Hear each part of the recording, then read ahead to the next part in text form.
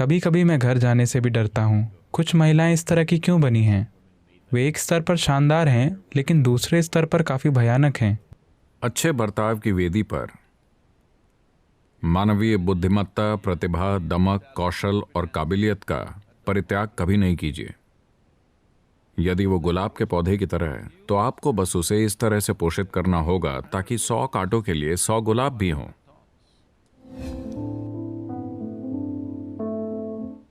यह सवाल त्रिचिरापल्ली से श्री शंकर का है। नमस्कारम सद्गुरु। मेरी पत्नी एक शानदार महिला है, लेकिन उसकी ज़ुबान बहुत पैनी है। कभी कभी मैं घर जाने से भी डरता हूँ। कुछ महिलाएं इस तरह की क्यों बनी हैं? वे एक स्तर पर शानदार हैं, लेकिन दूसरे स्तर पर काफ़ी भयानक हैं। कृपया इस पर कुछ रोशनी डालें। रोशनी आ रही है। खैर,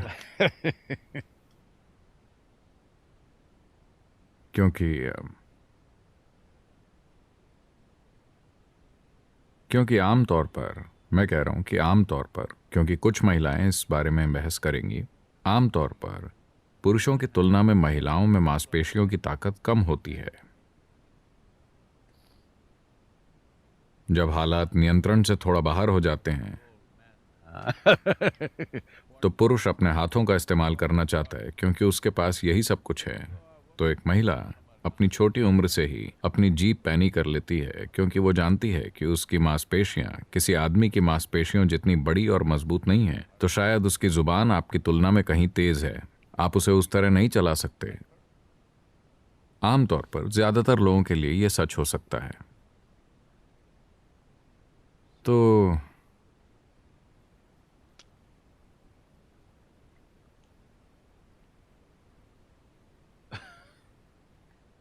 यह सिर्फ एक पैनी जुबान नहीं है।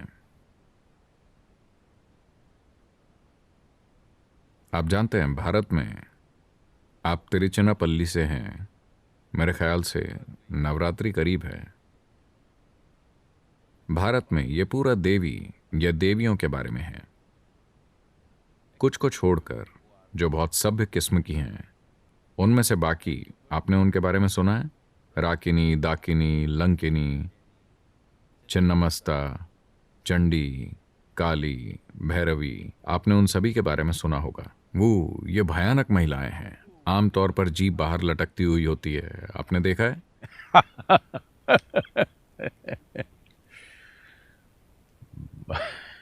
उनके मुंह से कभी कभी खून टपकता है, क्योंकि वो आपके सिर को काट देंगी। But we made such women worship worthy in our country. लेकिन हमने ऐसी महिलाओं को अपने देश में पूजा के योग्य बनाया है, क्योंकि उनके पास दूसरे गुण हैं।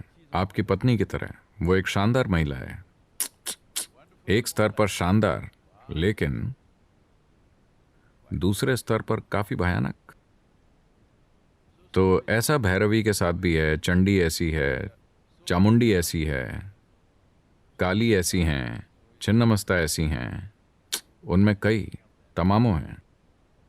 वो एक स्तर पर शानदार हैं, एक दूसरे स्तर पर काफी भयानक हैं। तो यह आपकी कुशलता है कि आप उनके शानदार गुण को अपनी ओर ले आएं और उनका भयानक गुण किसी दूसरे की ओर चला जाए।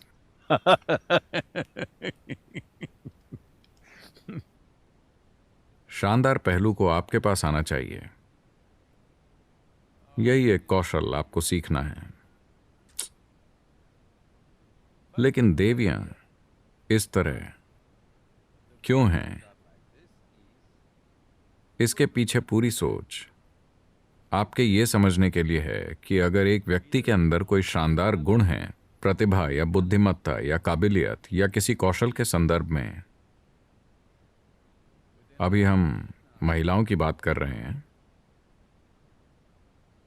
अगर किसी महिला में ऐसे गुण हैं कि उसमें प्रतिभा की कुछ खास चमक है, या उसके पास असाधारण प्रतिभाएं हैं, या वो किसी चीज में बहुत शानदार है, तो हम एक अच्छे बर्ताव की खातिर उसकी बुद्धिमत्ता, उसकी प्रतिभा, उसकी क्षमता, उसकी योग्यता, उसके कौशल का परित्याग नहीं करना चाहते, क्योंकि आप अपने पाले हुए कुत्ते को, पिल्ले को अच्छे बर्ताव के लिए प्रशिक्षित कर सकते हैं। अगर आपको अच्छा बर्ताव चाहिए तो इसीलिए इन दिनों हर कोई शादी करने के बजाय कुत्ता पाल रहा है, आप जानते हैं, क्योंकि आप अपने पिल्ले को अच्छे बर्ताव के लिए प्रशिक्षित कर सकते हैं। तो अगर अच्छा व्यवहार ही वो सब कुछ है जिसकी आपको तलाश है, तो आपको उसी के लिए जाना चाहिए। लेकिन अगर आप दूसरी संभावनाएं खोज रहे हैं तो जरूरी नहीं कि हमेशा ही, लेकिन कभी कभी ये बहुत अच्छे बर्ताव के साथ नहीं मिलता है। शायद कभी कभी कुछ खास मात्रा में दुष्टता के साथ। It depends what values you're looking for in your life. ये निर्भर करता है कि आप अपने जीवन में किन मूल्यों को तलाश रहे हैं। लेकिन मुझे पता है आप जो कह रहे हैं, मिस्टर शंकर। अरे, आपका दूसरा नाम क्या है? पिल्लई? अब अब मुझे आइडिया आ रहा है।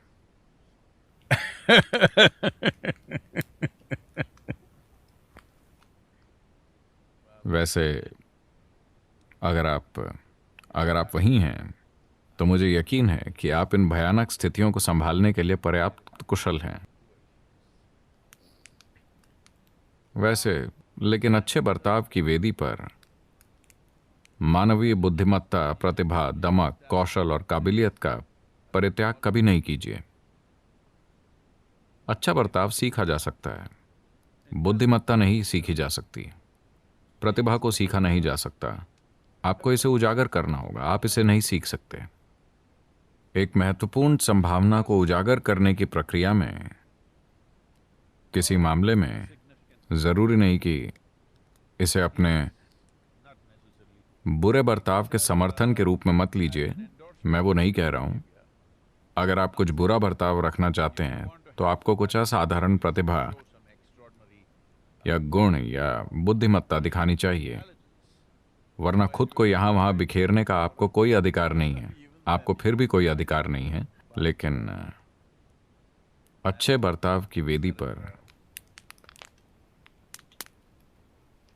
बुद्धिमत्ता, योग्यता, कौशल और प्रतिभा के रूप में मानव जीवन के महत्वपूर्ण पहलुओं का परित्याग कभी नहीं करें, क्योंकि अच्छा बर्ताव सीखा जा सकता है और यह केवल सामाजिक रूप से महत्वपूर्ण है। इसका जीवन के लिए कोई महत्व नहीं है।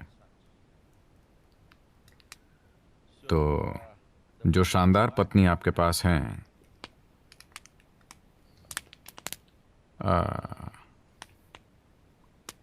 अगर वो गुलाब के पौधे की तरह है, अगर उसके पास 2 गुलाब या 1 गुलाब और 100 कांटे हैं, You just have to nourish her so that there are also 100 roses. तो आपको उसे बस पोषित करना है ताकि 100 कांटों के लिए 100 गुलाब मौजूद हों। वैसे पौधे के आकार के हिसाब से कांटों की संख्या निश्चित रहती है, लेकिन फूलों की संख्या बढ़ाई जा सकती है। मेरे ख्याल से आपको अपनी इस शानदार पत्नी के साथ वही करना चाहिए। मुझे यकीन है कि वो एक शानदार महिला हैं, लेकिन जीप के कोड़े वाला विभाग थोड़ा मजबूत है।